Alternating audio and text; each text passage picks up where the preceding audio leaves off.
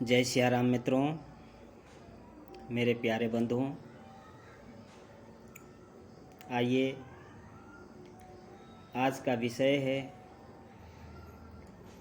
शुभ अरु अशुभ कर्म अनुहारी,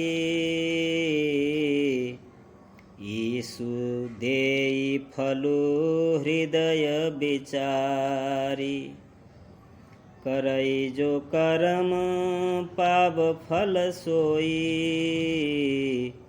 निगम नीति असी कहूँ सब कोई।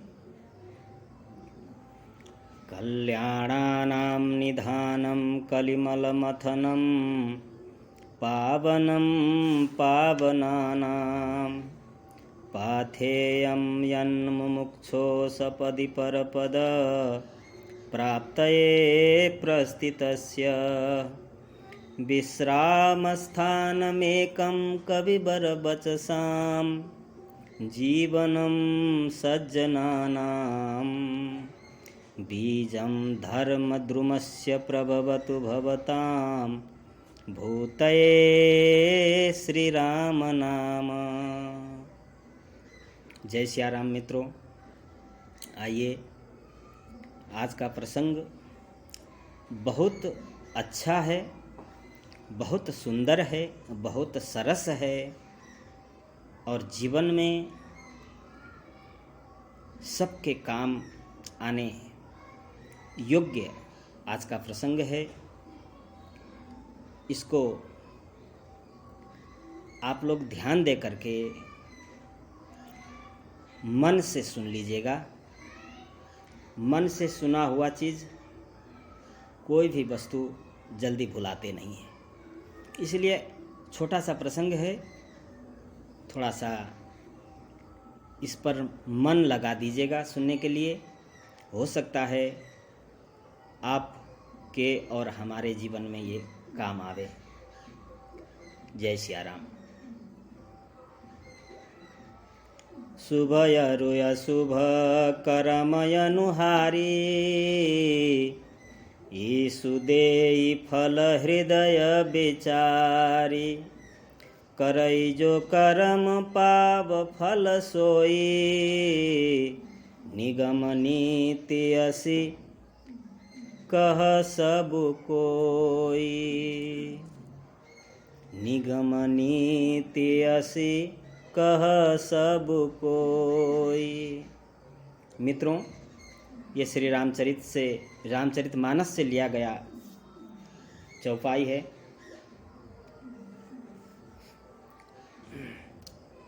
अर्थात मात्र इस चौपाई का भावार्थ कहने जा रहे हैं।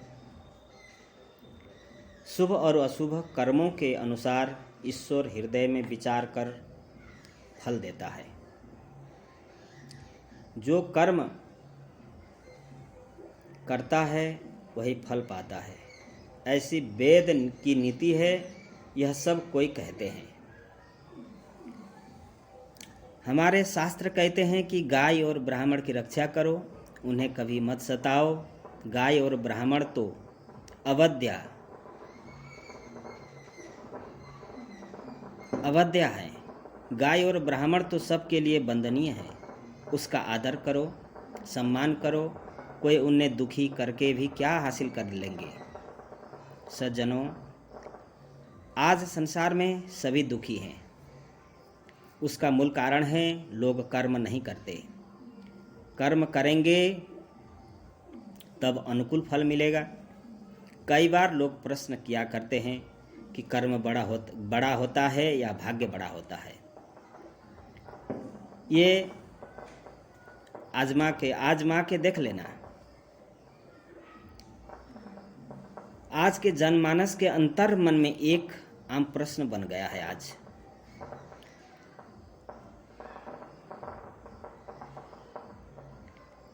आप ये बात बिल्कुल स्पष्ट समझ लें कि भाग्य नाम की कोई चीज़ अलग से नहीं होती है। जीव का जन्म कर्म से होता है,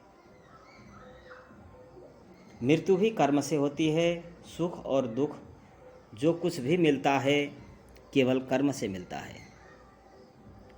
कर्मणा जायते जंतु कर्मणैव विलीयते। सुखम दुखम भयम क्षेमम कर्मणैवाभिप्यपद्यते।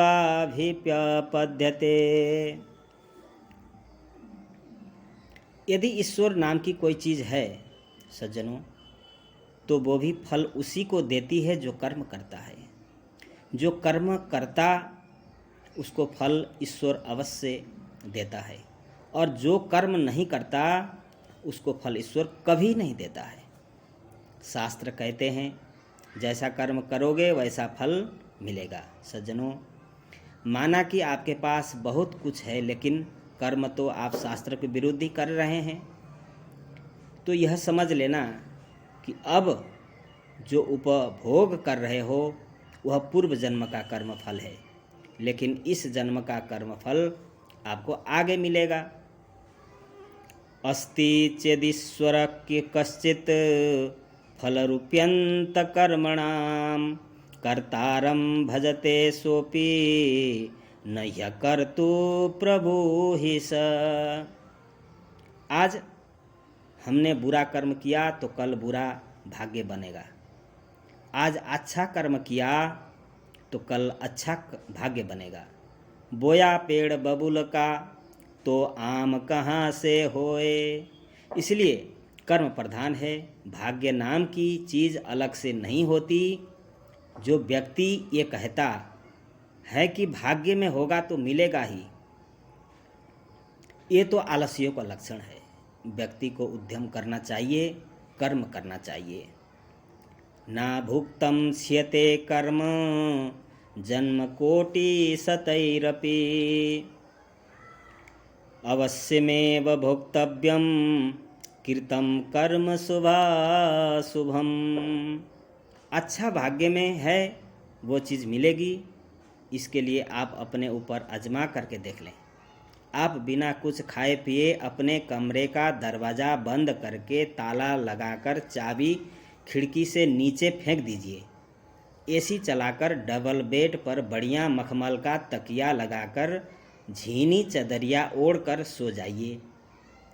अब सोते समय कहना मेरे भाग्य में होगा तो राम जी मुझे भोजन यहीं दे जाएंगे, और सो जाइए। अब देखो राम जी भोजन लाते हैं कि नहीं। भूख के मारे प्राण भले ही निकल जाए, लेकिन राम जी भोजन कभी नहीं लेकर आएंगे, बल्कि राम जी तो नाराज हो जाएंगे। इस नासमझ को देखो। मैंने शरीर दिया, बुद्धि दी, हाथ पैर दिया है, विचार दिया है, शक्ति दिया है, कर्म करता नहीं और मेरे ऊपर आश्रित है। परमात्मा भी सहायता उसी की करता है जो अपनी सहायता स्वयं चाहता है। जो मनुष्य स्वयं अपनी सहायता नहीं करता उसकी सहायता परमात्मा कभी नहीं करता है। मित्रों, कभी नहीं करता। सज्जनों,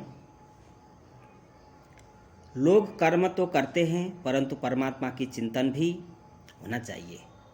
हमारे शास्त्र कहते हैं, परमात्मा के अपने वचन है, तस्मात् सर्वेषु कालेषु मामनुस्मरण युध्य च। गीता के प्रत्येक काल में मेरा स्मरण भी करो और कर्म भी करो। हम केवल कर्म करेंगे और भगवान को भूल जाएंगे तो कर्म फल नहीं होगा, और केवल भगवान की माला लेकर बैठ जाएंगे और कर्म नहीं करेंगे तो भी कर्म सफल नहीं होगा। इसलिए दोनों ही कार्य होने आवश्यक है। सज्जनों, मैं एक खुशी की बात कहूँ। विगत 8-10 वर्षों से हिंदू धर्म में बड़ा भारी परिवर्तन हुआ है।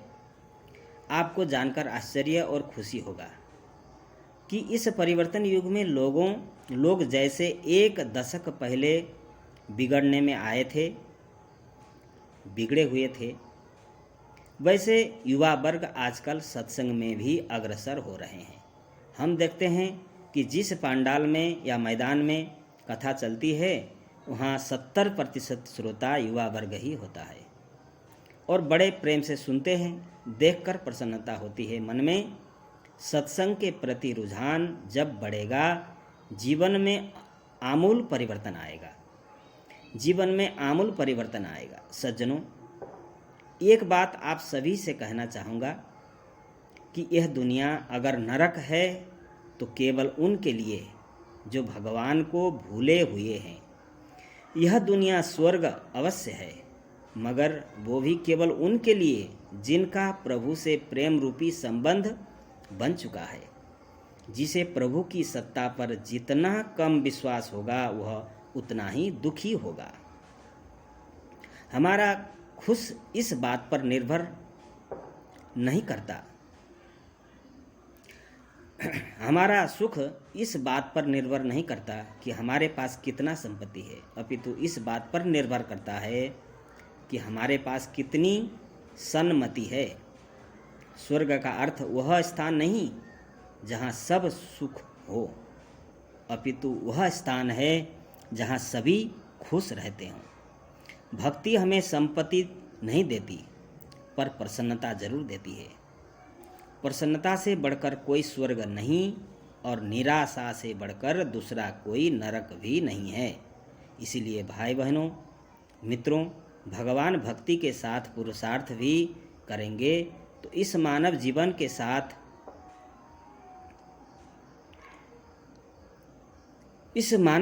साथ भगवत भक्ति की भी गारंटी है। आज के पावन दिवस की पावन शुभकामनाएं आप सभी को मंगलमय हो। जय सिया राम मित्रों, जय श्री कृष्ण। आइए 2 बार भगवान का नाम स्मरण कर लें। श्री राम जय जय राम, श्री राम जय जय राम, श्री राम जय जय राम। जय सिया राम मित्रों, आपका मंगल हो, आपका दिन आनंदमय हो। सर्वे भवन्तु सुखिनः, सर्वे सन्तु निरामया, सर्वे भद्राणि पश्यन्तु, मा कश्चित् दुःखभाग् भवेत्। जय सिया राम।